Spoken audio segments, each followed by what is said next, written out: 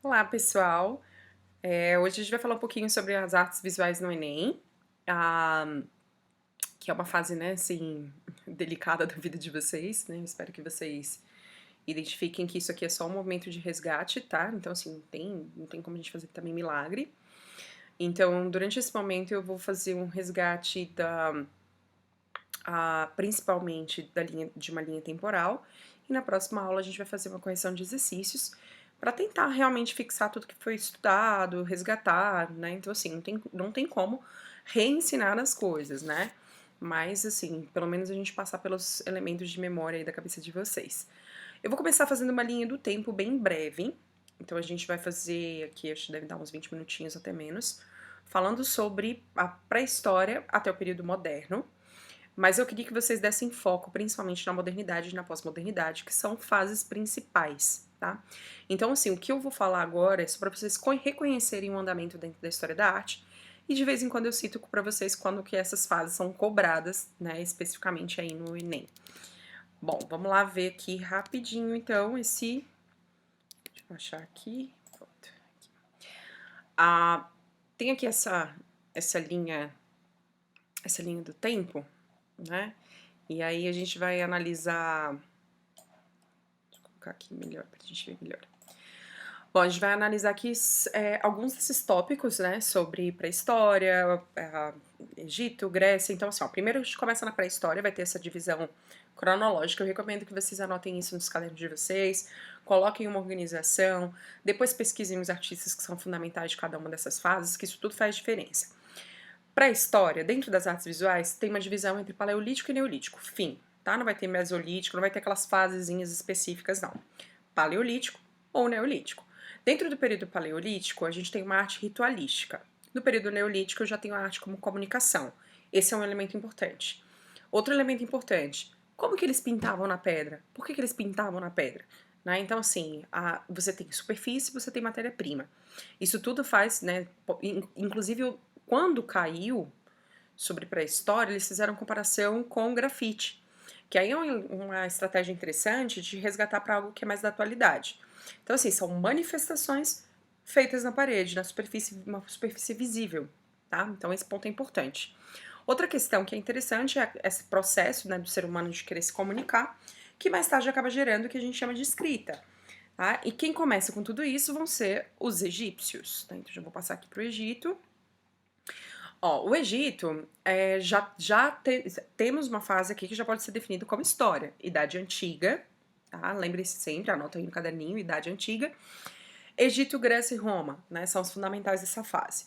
No período egípcio, a gente tem os hieróglifos, então tem a escrita desenvolvida, a...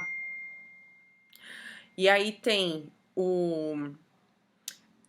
a técnica de representação, que era a lei da frontalidade, isso é um outro ponto que é interessante. Os egípcios não tinham liberdade de produção, eles sempre estavam conectados com uma produção mais regimentada, tá? Então, assim, o artista podia se inspirar. Não, podia não, tem que seguir o padrão, fim, tá? E, claro, a questão da representação da morte, que é algo muito comum dentro da arte egípcia. Questão zoomórfica, representação de animais, representação de deuses, né? Então, assim, politeístas e por aí vai. Levando para o período grego, aqui eu quero que vocês deem mais atenção à questão, ó, existe o período arcaico, o período clássico e o período helenístico. Nessa sequência de esculturas, ó, segue o mouse aqui. Tem essa escultura aqui, que é uma escultura do Kouros, né, que é uma figura arcaica, dá pra perceber que ela é mais regimentada, ela é mais durona. Isso porque ela é uma cópia da arte egípcia. Aqui já tem um pouquinho mais de traços que são reconhecíveis como arte grega, e essa fase é a fase clássica. Essa aqui também, ó, do lançador de discos, também é da fase clássica. Qual é a grande diferença delas duas, né? A gente tem um processo de definição de técnica, refinamento. Esse refinamento ele vai ser super aplicado no período helenístico, que é onde tem a Vênus de Milo, que é essa escultura que está sem braços. Ela está sem braços porque ela foi encontrada assim, tá? Então lembre-se dessas fases, arcaico, clássico e helenístico. Qual que é mais importante? Clássica, porque esse termo, né, essa fase grega vira um termo. Então, assim, tudo que é clássico é aquilo que se baseia na cultura greco-romana, numa cultura de perfeição, numa ideal de beleza, né? Então, assim, medidas de exatidão, a medida de 7 cabeças, corpos atléticos. Então, toda essa esfera perfeccionista é o que a gente acaba trazendo como clássica. Então, toda vez que vocês ouvirem que a arte ela tem referenciais clássicos, pode ter certeza que tem referência greco-romana, beleza? Outra coisa que vocês não podem esquecer é que na cultura grega tem as construções, né? Então tem os templos, enfim. Acho que caiu já algumas vezes de reconhecer, né? De ficar olhando para a obra de arte e reconhecer quais eram os estilos arquitetônicos. Mas aí não era muito difícil, não é uma questão meio óbvia até. Tem conhecimentos, gente, que são básicos, né? Então, se olhar para uma catedral de Brasília e saber que ela é moderna, é uma coisa quase como saber que, sei lá, que um vírus faz mal para as pessoas, tá? Então, assim, tipo, são coisas que são óbvias. Então, foi uma comparação horrorosa, né? Mas enfim. Então, ó, período grego, bastante construção, só que aí elas ainda eram muito limitadas à questão dos templos para deuses, com uma finalidade muito específica. E esse é um grande diferencial que eu vejo quando trata-se de arte romana. Os romanos, eles já têm uma preocupação muito maior com o civil, com aquilo que a civilização vai utilizar. Então eu quase considero como se a engenharia civil tivesse surgido nessa fase. A minha irmã é engenheira, eu lembro que ela foi para Roma, ela queria abraçar as pedras, enfim, porque realmente foi muito revolucionário, né? A Roma copia dos gregos, mas acaba inserindo, claro, tudo dentro das suas esferas políticas, né, algumas definições bem específicas. Mas criaram coisas que são super importantes, como o aqueduto, que é levar água, transporte de água, estradas, muralhas e por aí vai.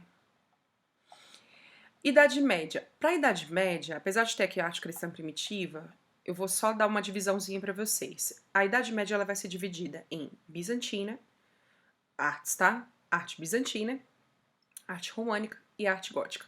Então essas três fases são as fases mais importantes. A arte bizantina ela é bem do comecinho do cristianismo, então é a introdução, ó, olha como é importante isso. É a introdução da arte religiosa. Gente, a arte religiosa, ela basicamente deu margem para a origem de artistas importantes. Por exemplo, Leonardo da Vinci, Rafael Michelangelo, a galera lá das Tartarugas Ninjas do Renascimento, eles são extremamente importantes? São. Por quê? Porque eles eram trabalhadores da igreja. E isso fez com que eles, né, florescessem num lugar que, curiosamente, leva o nome de Florença. Tá? Então, assim, eles realmente foram importantes nessa fase de desenvolvimento artístico, né? No mundo, mas sempre pautado numa temática religiosa. Então, ó, introdução, né, medieval, arte bizantina, arte românica e arte gótica. Cada uma vai ter suas características. A arte bizantina, ela ainda está muito ligada com o Oriente, esteticamente falando. Né? Vide aí a Basílica de Santa Sofia, que é a Hagia Sofia, que hoje vai voltar a ser... Gente, esse lugar é coitado, né? Se a arquitetura falasse... Primeiro era uma basílica, que era um espaço romano de debate. Depois virou uma igreja católica, né? Católica Apostólica Romana. Depois virou, né, ganhou esses minaretes, virou uma mesquita. Aí deram um sossega-leão nela, virou um museu. E hoje já virou uma mesquita novamente. Então, assim, tipo, coitado da arquitetura. Mas tá lá, lindona, bonitona na Turquia, beleza? Aí eles usavam bastante mosaicos como técnica artística. A partir de cima ali tem esses rapazes feitos a partir de mosaico, que é como se fosse uma quebra-cabeça, pecinhas, colorindo, né, pedrinhas, dando essas cores, dando sombreamento. É bem técnico, mais técnico do que parece. Arte bárbara eu não vou não vou aprofundar, mas peças artísticas bárbaras são pequenas, lembrem-se disso. Porque eles estavam fugindo o tempo todo, estavam andando de navio, saindo, correndo, então eles vão ter que fazer pecinhas que eram menorzinhas. A arte românica, ela é parecida com a arte de Roma. Então eles resgatam, por exemplo, a técnica de afrescos, que foi desenvolvida pelos romanos, né, que é a pintura de parede. E eles têm uma estética arquitetônica que é mais robusta, mais grosseira. Tanto que eram chamadas de fortalezas de Deus. Então é um lugar meio diferentão, assim, né? Acho que a arquitetura que é mais famosa, assim, talvez... Aqui só mostrou essas referências, mas, assim, o meu exemplo não é dos melhores, tá? É muito refinado, mas a catedral de Pisa, a catedral, não a torre, fica do lado da catedral. Ela é românica, só que aí ela tava, tipo, eles tinham vencido nas cruzadas, estavam riquíssimos, então foi um lugar extremamente elaborado. Mas é uma catedral românica. As góticas aí vocês já conhecem mais. Um dos elementos mais famosos, acredito eu, que seja a Catedral de Notre Dame. E Notre Dame pegou fogo, né? De Paris, existem outras Notre Dames. A catedral perdeu essa estética toda que tá atrás, né? Queimou tudo, essa torre. Mas o grande lance das artes góticas é que elas têm uma leveza maior em termos de espiritualização, religiosidade. Tem uma coisa que eu gosto bastante, que é a iluminação. Eles ganham mais vidros, e esses vidros eles têm uma iluminação mais simbólica. E o fundamental para as artes inteiras dentro do período gótico, galera. No finalzinho do período gótico surge a tinta a óleo e surge a perspectiva, revolucionando a pintura, mudando totalmente o estilo de pintura. Imagina, eu saio disso aqui, que é essa imagem aqui de baixo, que é uma pintura com têmpera ovo. Têmpera ovo é a mistura de gema de ovo com pigmento, inclusive com ouro, né? Essa aqui tem ouro. Olha a diferença para essa imagem aqui do casal Arnolfini. Olha a perspectiva. Isso aqui é gótico também. Só que é o que a gente chama de gótico tardio. Já existia Renascimento. 1434, o Renascimento já estava existindo, já estava sendo aplicado. Tá? Então, assim, os renascentistas vão, claro, levar fama, mas surgiu, né, no período gótico, no finalzinho. E eu acho mais legal que os renascentistas levem a fama mesmo, porque eles realmente foram mais científicos, né? Então tem mais sentido. Aí a gente entra na Idade Moderna. Renascer o quê? Ideais clássicos, ó a palavra, clássico. Greco-romanos. Então tô renascendo os ideais greco-romanos novamente. Tô supervalorizando a figura humana, os gregos supervalorizavam a figura humana. Corpos atléticos, a racionalidade, capacidade de pensar, de refletir, barará, barará, aquelas coisas que vocês já sabem. Né? Humanismo, razão e por aí vai. Observem bem as obras, aqui tem as 4 tartarugas ninjas, né, que são os artistas mais famosos. Tem o Donatello, gente, que é essa escultura preta aqui, aquela é de bronze, mas o Donatello não era tão famoso não, viu, galera? Sim, ele é famoso, óbvio, mas não, nada se compara com Michelangelo ou com Leonardo da Vinci. O Rafael também, né, que era uma tríade renascentista, só que o Rafael, eu acredito que ele seja menos conhecido, por exemplo, na América do Sul, né, então na América Latina, né, na verdade. O Leonardo da Vinci, obviamente, é o artista mais popular, até por conta do currículo que ele tinha, né, e o Michelangelo também é super conhecido, até por conta da Capela Sistina. Então, assim, mas o Rafael Sanzio, ele era um dos... Eu arrisco dizer que ele foi o maior pintor da história, e ainda influencia muitos pintores, tá? Eu falo de técnica, mais por isso, tá? Bom, Renascimento na Alemanha e nos Países Baixos também não acho importante para vocês, então vamos parar de perder tempo, né? Aí, se quiserem depois dar uma olhada, vou deixar aqui rapidinho, que vocês pausam o vídeo, vêm com calma, tá? Lembre-se, esse texto não é meu, esses slides não são meus, mas é meio básico, né? Então, sim.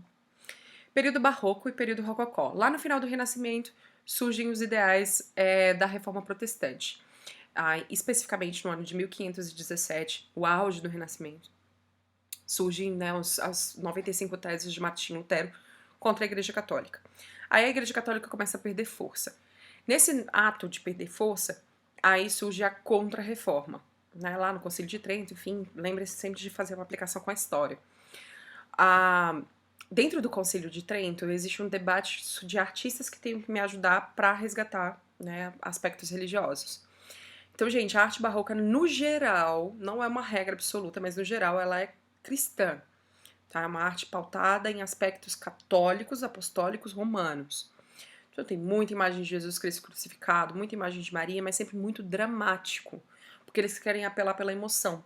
Então, assim, já que eles vieram lá do Renascimento extremamente frio, pautado no racional, vamos trabalhar com a emotividade.